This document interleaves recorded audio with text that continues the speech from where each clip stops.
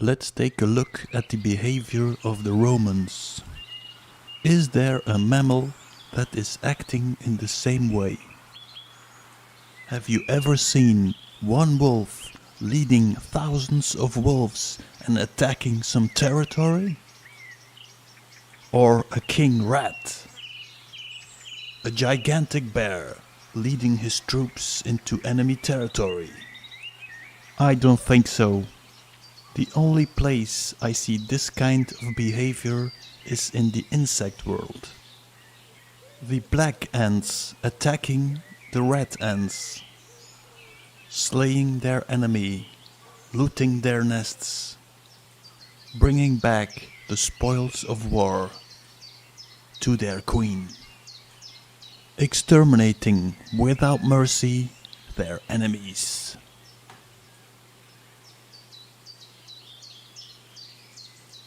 So I thought, let's think insect and observe humanity and history. The insect armies of Rome. The Greek insects. Their helmets even remind me of the Greys. The head of a praying mantis, an insect that will frequently pop up in my investigation. A horned one, a winged one,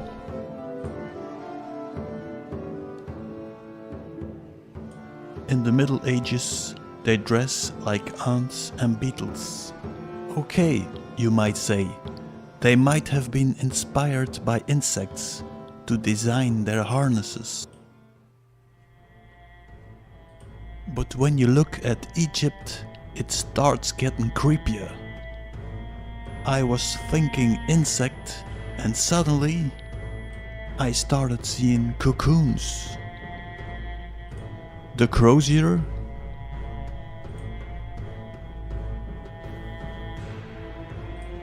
a larva in a cocoon, an underground nest, the mummy wrapped in silk,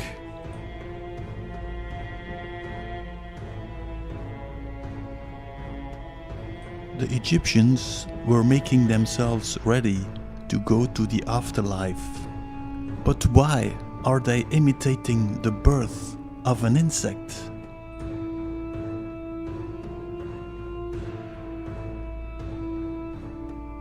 On the sarcophagus, you see the image of the winged Isis. Everybody sees them as the wings of a bird. I would make them wings of an insect. Isis, Ishtar, Asherah, the queen of the hive. Let's look again at the cone-headed praying mantis.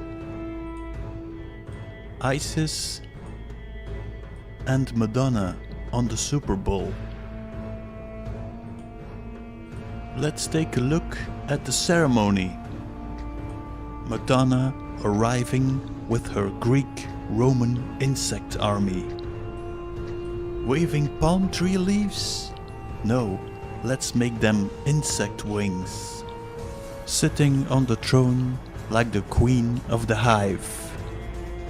Making ritual moves. So, let's take a look again at the Egyptian image of Isis. Let's take a look again at the sun between the horns. What would that mean? The adoration of the sun. To understand this, I will take this video to another level. I will explain why humanity suddenly started behaving like an insect.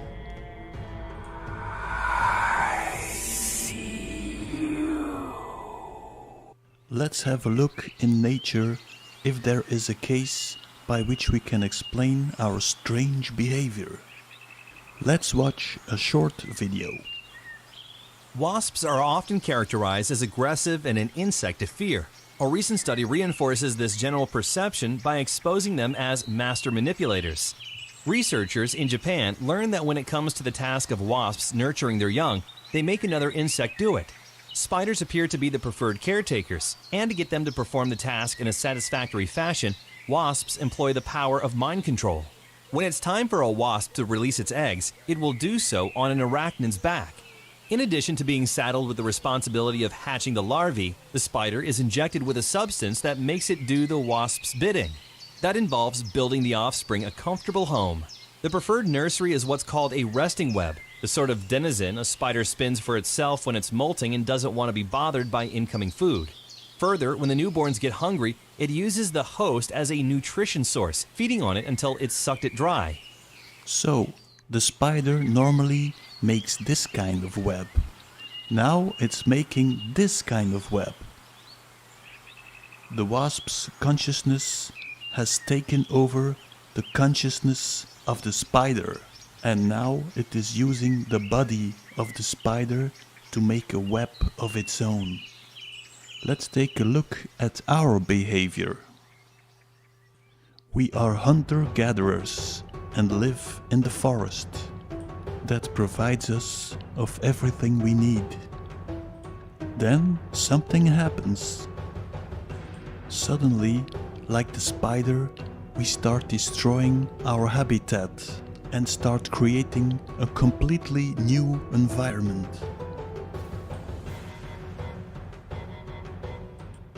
We start living in cells. We start making strange buildings, wiring the whole planet, the World Wide Web, creating the weirdest machines. How is this possible?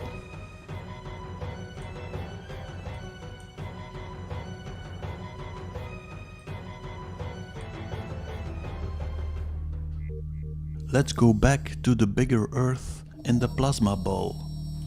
Think of it as a cell, a nucleolus and a membrane, floating in an unknown substance. In the core of the planet is a black substance, an intelligent liquid, responsible for the script of the planet. Maybe you came across the story of black goo, but I will call it, in comparison with the computer, the BIOS code, the consciousness of our Earth. How does an acorn know it has to become a tree? How does a child know at birth it has to breathe? Think of it as a Wi-Fi connection with the BIOS code of the planet. So, at a certain moment, a cell decides to parasite on the cell of our Earth. It attaches to our cell. Then it drills a hole through the membrane. That would make of our Sun the connection point between the two cells. Now the invasive cell will try to take over the consciousness of the attacked cell. How will it do that? Well, it will shoot some BIOS code of its own onto Earth. Now we have a big problem, because now we have two conflicting codes, and the invasive code will try to destroy the local one. Now let's go back to the beginning of the Egyptian culture. The most important temple in Heliopolis was the Mansion of the Benben, also known as the Mansion of the Phoenix. In the middle of the temple, in an open courtyard, stood an obelisk, on top of which sat the Benben stone. This was a black conical stone that looked like a small pyramid. Throughout the ages, the original Benben was copied in different forms. According to the Egyptians, the stone literally fell from the sky. The Benben stone was seen as the solidified seed of Atum, the stone of creation. It was on this stone that the phoenix or Bennu bird would return every 12,594 years and place its new egg. At that moment, a new era of mankind was started. The Bennu bird came from the Isle of Fire, the mythical place where the gods were born. So, let's go back to this picture of the two cells uniting, the Vesica Pisces. Throughout history, this image was used for the iconography of the female genitals.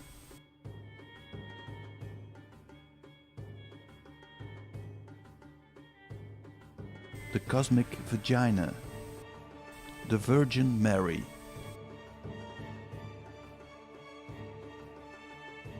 Why the Virgin? Because there was no sexual act. A piece of itself, the Benben stone, was shot into the atmosphere. Next, the Benben stone was called the seed of Atum and put on an obelisk. Now you have the phallus symbol. Next, you put the phallus symbol in the Vesica Pisces and aim it at the sun.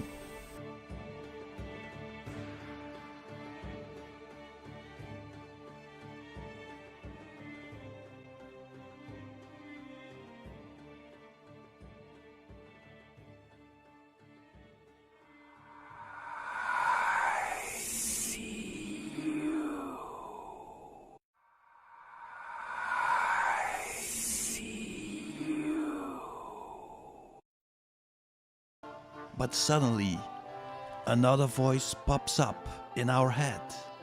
Suddenly, we have duality, good and bad.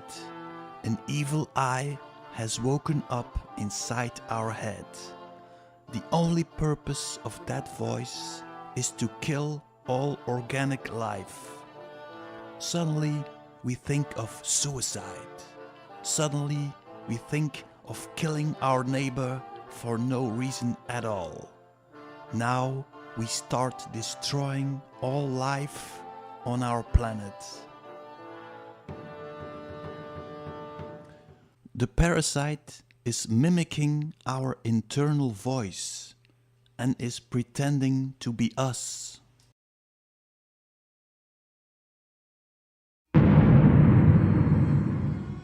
That way it is hiding from our awareness. How do we get rid of this parasite? Let me tell you the story of Ramana Maharshi. In the summer of 1896, Ramana went into an altered state of consciousness, which had a profound effect on him. He experienced what he understood to be his own death, and later returned to life. So, Ramana experienced his own death. I think he experienced the death of the parasite. From that moment, he was in a state of unselfishness. Ramana advised the method of inquiry into the nature of the self by asking the question, "Who am I?" He wants you to ask the question, "Who am I?" I being the ego. That way he asks the parasite, "Who are you?" thereby exposing it and making it to leave. Because of universal law, the parasite needs our consent to stay here. Therefore, it has to lie to us all the time. The moment you see it, the parasite is out.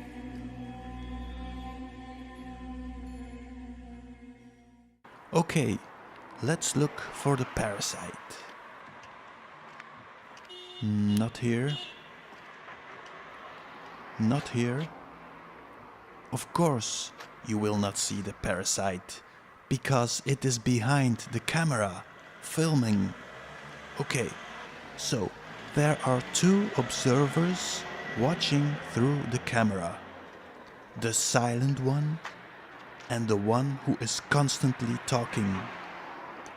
As we are born without a language in our head, the observer who is talking must be the parasite.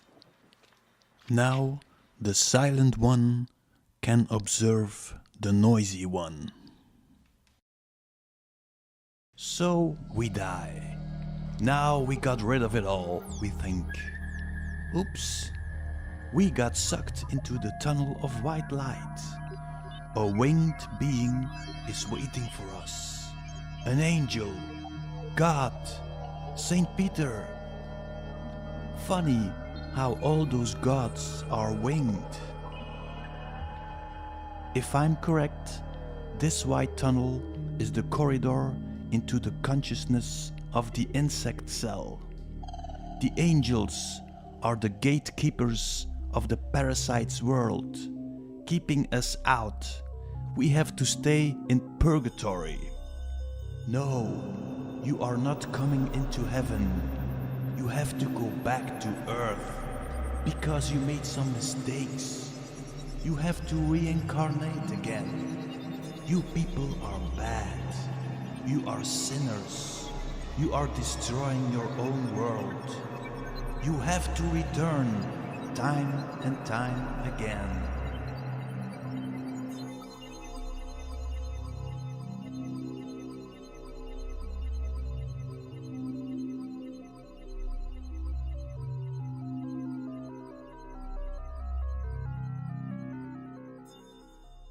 Okay, let's return to the Benben stone and see what Stanley Kubrick has to say about it.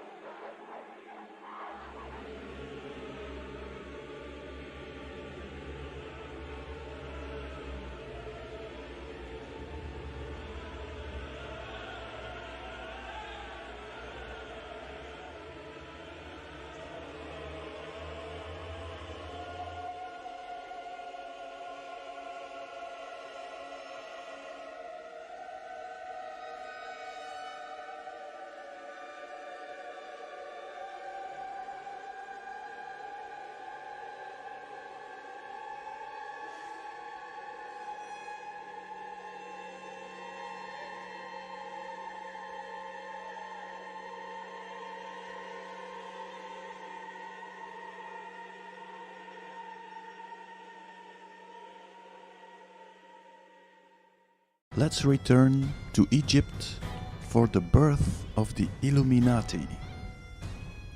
Pharaoh Akhenaten decides to get rid of the multiple gods of Egypt and installs the worship of the solar disk, Atum, introducing the first monotheistic religion.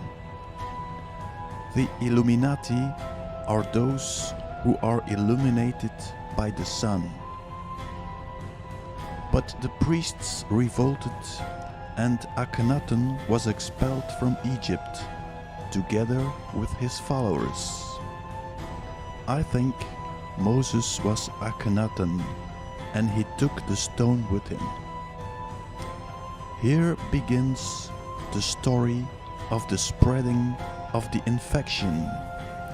You can follow the trail of bloodshed throughout history. arriving in Israel, installing the Sun Code.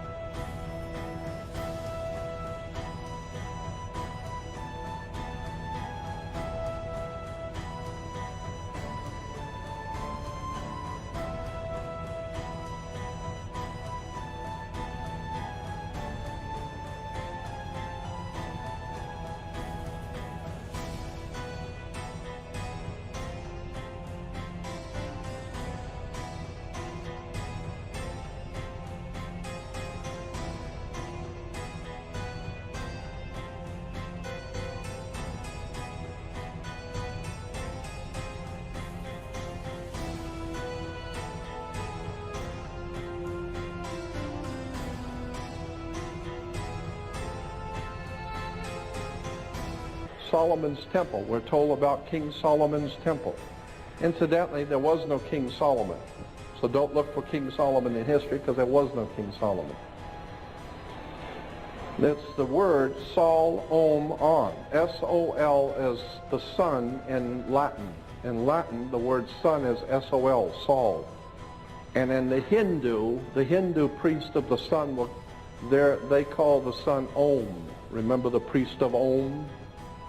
They chant Om. And On is the city of the sun. The Greeks call it Heliopolis. It's called Heliopolis to this day. But the Egyptians, Heliopolis. Heliopolis means the city of the sun. The city of the sun, Heliopolis in Greek, was originally called in the Egyptian On. Look it up in any dictionary.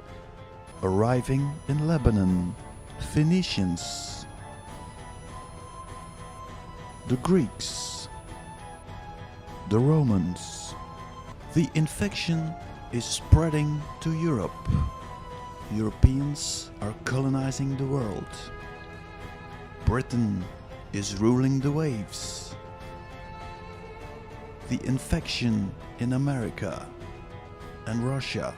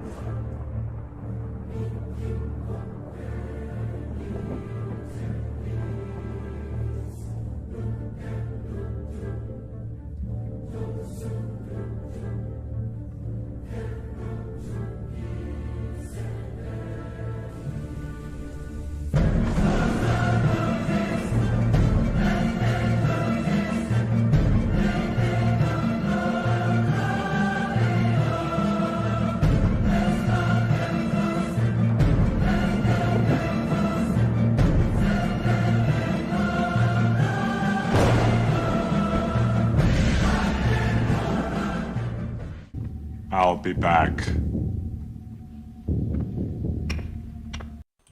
Okay, let's recapitulate.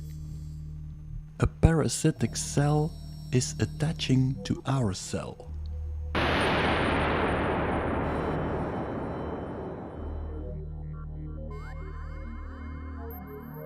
The parasitic cell is shooting some solidified consciousness into our cell. This consciousness is infecting people on our Earth.